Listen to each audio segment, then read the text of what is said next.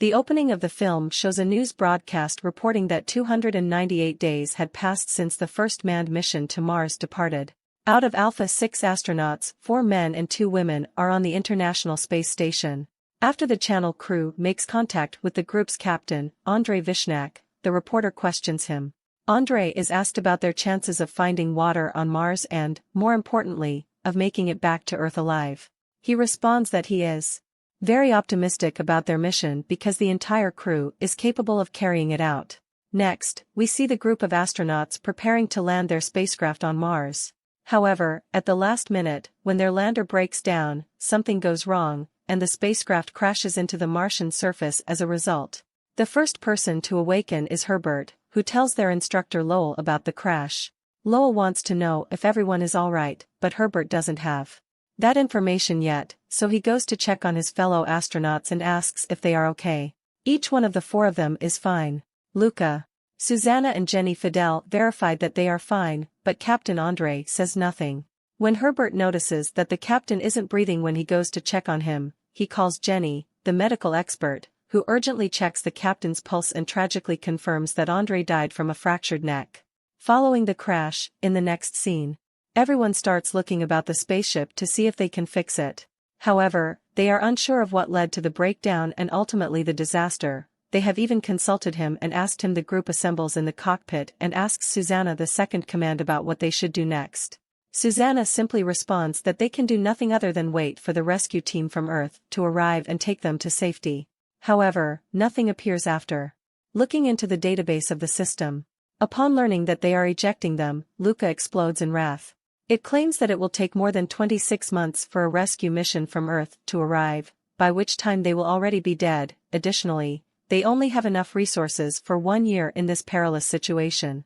The only person who expresses optimism is Herbert, who offers a potential theory for their survival. He advises starting today to make the most of the resources they do have so they can more time is needed before the rescue crew can locate a way out. Herbert also requests that his co-workers work together as a team and do their best to find a solution. He then asks Luca to give him a detailed list of the resources they have, and Susanna then assigns a task to each of them. Luca is tasked with figuring out the best way to make their resources work together similarly, and Fidel is given the same task. To look into the main cause of their collision, Jenny is requested to create more space in the spaceship than would otherwise be possible. What's up? Fidel tells Susanna that they've landed far from the location they had planned, and while Herbert is supposed to experiment with practical ways to gather water and oxygen from the surface of Mars later, what uses it for? Begins examining why this occurred and uses satellite images to demonstrate it. Herbert reaches the space in the meanwhile, and mentions a method for getting oxygen from Mars without burning the planet's primary fuel. Luca isn't very sure about it since he is concerned about the safety of the fuel tanks and using cryogenic fuel in this way thereafter. However, Luca advises they use the leftover cryogenic fuel in their propellers to achieve this because it is a way to extract oxygen without using much energy. Luca and Herbert proceed outside with Jenny to bury their captain's body when they finish their mission. In the meantime, Susanna is being praised by Fidel for her leadership skills and her ability to remain calm in such a trying situation. In response, Susanna admits that she is also afraid of dying but finds it difficult to express her feelings because she wants to inspire everyone. A short while later, the remaining 3 return to the cockpit with gloomy faces, and Lucas says that they need to check into the engines and propellers. They have lost their engines and have no cryogenic fuel to start testing with the reactions. But Herbert enters with a block of clear material that looks like ice and tries to give the others hope by saying that there may be water in the next scene.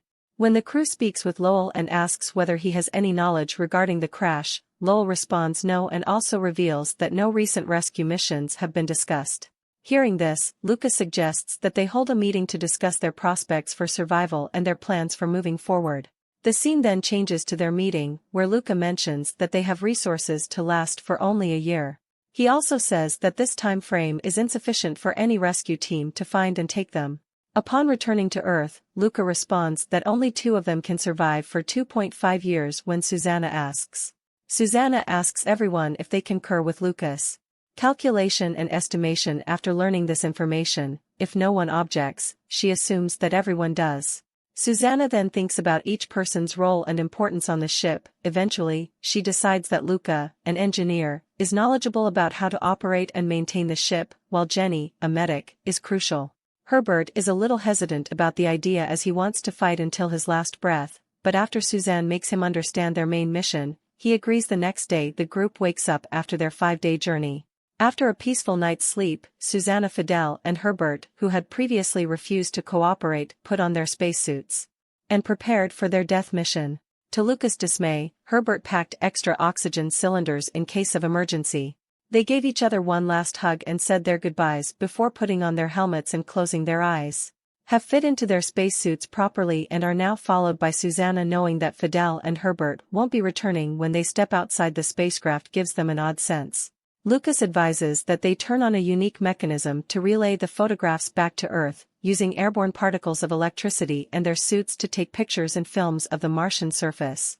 To their spacecraft that crashed after that, Susanna and the two started their 5-hour drive to locate the edge of the valley. While strolling across a narrow gorge, when Herbert has trouble breathing, he finds that his oxygen supplies have run out, leaving him with no other options.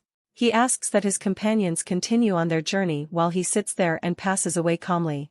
Fidel and Susanna are heartbroken to witness their buddy die in such a way, but they are forced to continue after a while when Herbert collapses on the Martian surface. And quietly he puts Ed to sleep, but not before saying to Susanna that he wishes he had more time to get to know her. Despite this tragedy, Susanna claims that she might have even dated him if he hadn't had such a strange name. Susanna and Fidel continue their journey with a mixture of resolve and sadness because they know they are making a difference for the right reasons. As Susanna and Fidel continue their journey, everyone returns home united, remembering Herbert and realizing that their sacrifice might help the others live. Just as Fidel decides to relax, he begins to feel sleepy and advises that the former should continue while he rests. Susanna observes an odd entrance that resembles a cave up ahead. As she approaches it, she learns that they enter the cave and proceed deeper, intrigued by the enigmatic carvings on the walls as they progress in something unbelievable.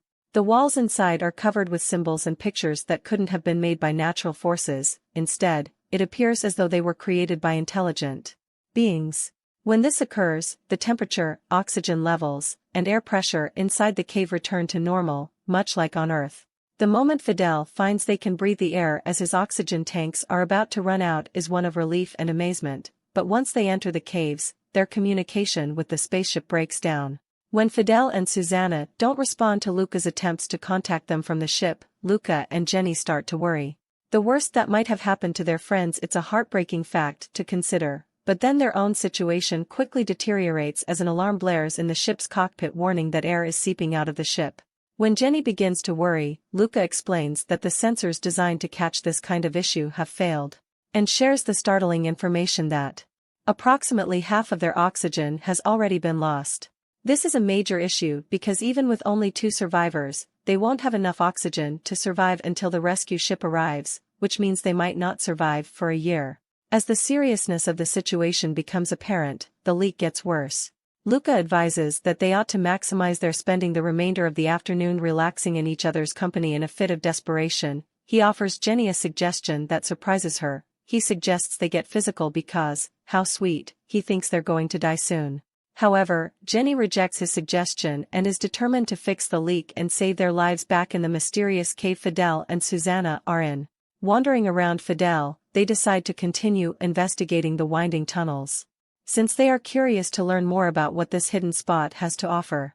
Accidentally enters a tunnel where the pressure is different from the rest of the cave. This sudden change wrecks his body, making it difficult for him to breathe properly. His insides get squashed, and even though Susanna manages to pull him back into a pressurized area, it's too late. Fidel can't breathe and he sadly passes away. This devastates Susanna, but after a bit of mourning she picks herself up and moves on. Goes deeper into the cave on her own and discovers a location similar to where Fidel died, but this time she notices another body, a Martian creature from a previous civilization. It is a startling revelation to realize that there were beings here before them. Jenny, in the meantime, dons her spacesuit and leaves the spaceship to fix.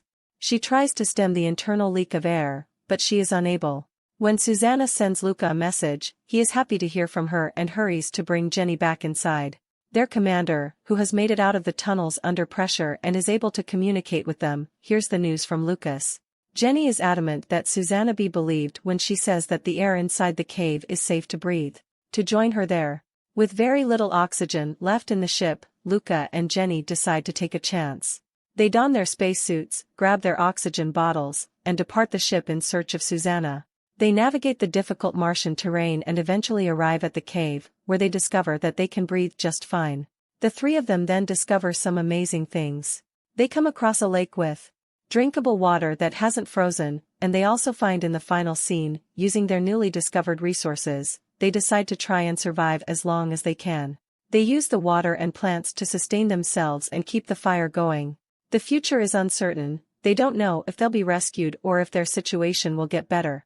They come across simple plants that have managed to survive, and they learn how to start fire, giving them a way to stay warm and cook food. The backup plan will even succeed. They're determined to make the most of their circumstances and keep battling to survive on Mars, even though the film's conclusion leaves us wondering what will happen to them. Please subscribe for more videos like this, turn on alerts, and leave a like to support the channel.